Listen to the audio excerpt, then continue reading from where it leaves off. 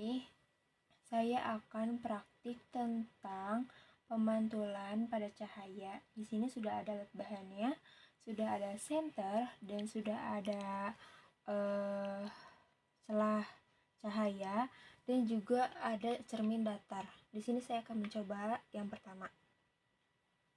Di sini, ketika kita mendekatkan senter kepada celah cahaya, maka akan terjadi pemantulan pada cahaya yang terjadi di kaca ya.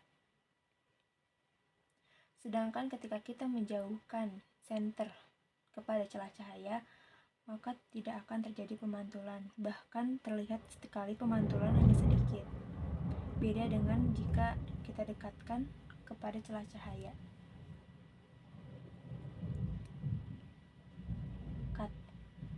Langkah kedua, saya akan meletakkan lilin di depan kaca datar. Di sini saya akan menggerakkan lilinnya dan menggeser-geserkannya. Apakah dia mengikuti arahnya?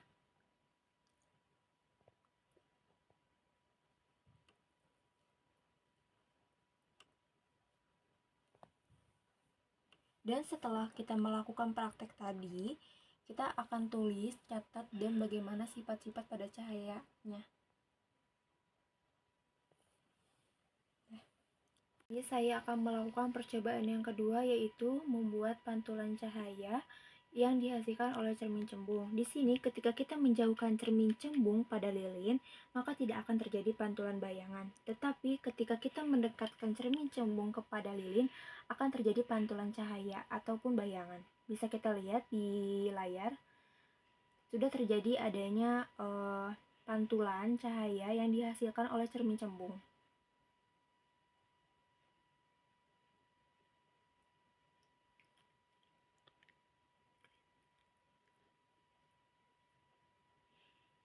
Setelah itu, kita akan melakukan menggambarkan berkas sinar yang sudah kita lakukan, sehingga kita bakal menampakkan sudut datang atau sudut pantulnya serta bayangan yang terbentuk. Bayangan terbentuk itu seperti apa? Nanti kita bisa amati bareng-bareng. Dan setelah ini, kita akan menulis bagaimana sifat-sifat bayangan yang dibentuk oleh cermin cembung tersebut.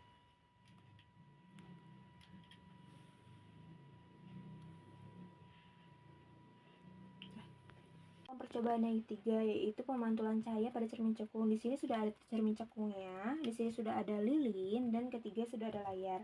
Nah, setelah kita menyalakan lilin, amati dengan baik jalannya berkas cahaya pada saat sebelum dan sesudah mengenai cermin cekung. Ini sebelum mengenai cermin cekung ya, tetapi kalau kita sudah mengenai cermin cekung akan terjadi sebuah bayangan.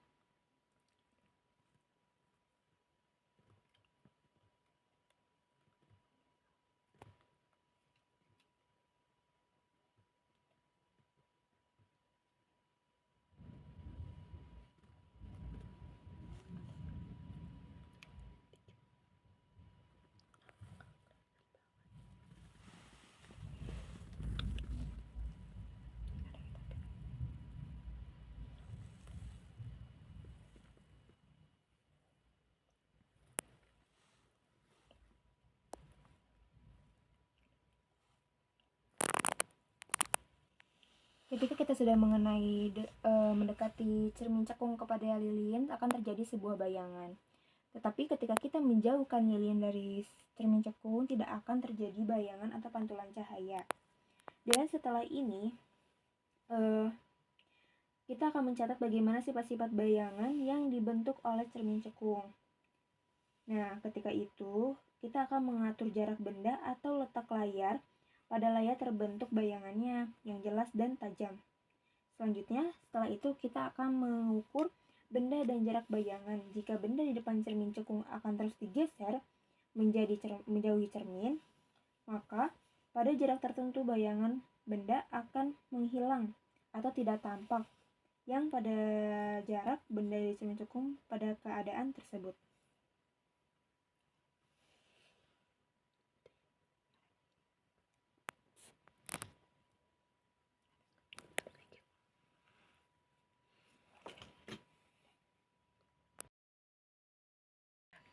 Di sini saya akan melakukan percobaan pembiasan pada cahaya.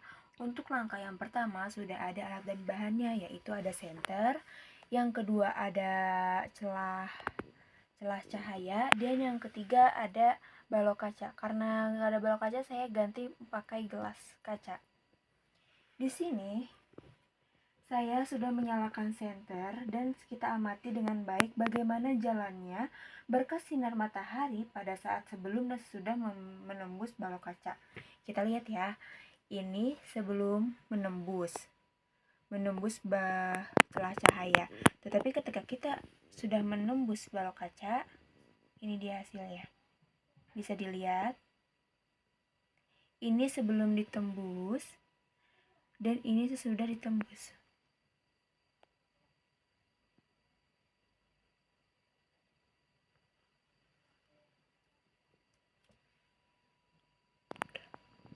Di sini saya akan melakukan percobaan yang kedua, yaitu lensa cembung untuk mengamati sebuah huruf pada buku dengan jarak yang relatif dekat antara lensa dan huruf. Kemudian kita dapat menggeserkan lensa perlahan-lahan menjauhi huruf tersebut sampai bayangan huruf menjadi sangat besar atau kabur atau tidak tampak. Ukuran pada jarak huruf ke lensa ini pada saat tersebut, dan catat bagaimana sifat-sifat bayangan yang dibentuk oleh lensa cembung tersebut. Bisa kita lihat di sini contohkan. Di sini sudah ada lensa cembung dan ada buku.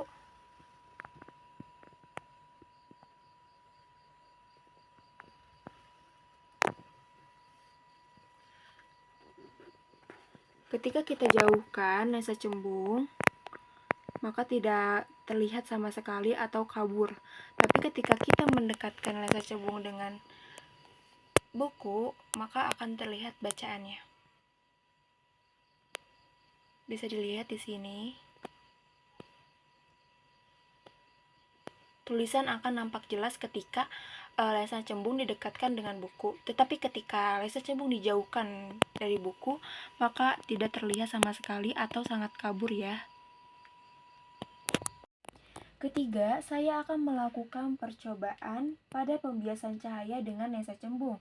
Di sini sudah ada alat dan bahannya, ada lilin, ada lensa cembung, dan juga ada layar. Di sini kita akan meletakkan lilin di depan dan lensa cembung di tengah, dan yang paling belakang itu kita letakkan layar.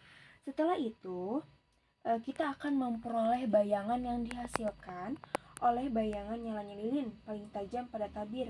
Nah, nanti ukuran jarak benda dan jarak bayangannya dapat kita catat, dan sifat-sifat bayangannya juga bisa dibentuk oleh dengan lensa cembung. Bisa lihat di sini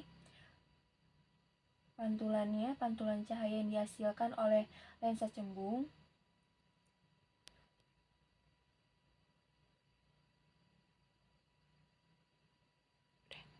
Di sini saya akan melakukan percobaan yang keempat, yaitu menggunakan lensa cembung untuk mengamati huruf pada buku dengan jarak relatif yang dekat. Kemudian geserkan lensa secara perlahan-lahan menjauhi huruf tersebut.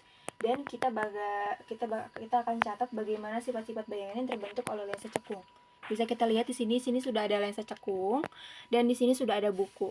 Bisa kita lihat di sini, ketika lensa cekung didekatkan dengan buku akan terlihat sangat jelas ya. Kita bisa geserkan ke kanan ataupun ke kiri. Ketika arah dekat, dia akan terlebih jelas. Tapi ketika jauh, tulisan akan kabur dan terlihat sangat besar sekali.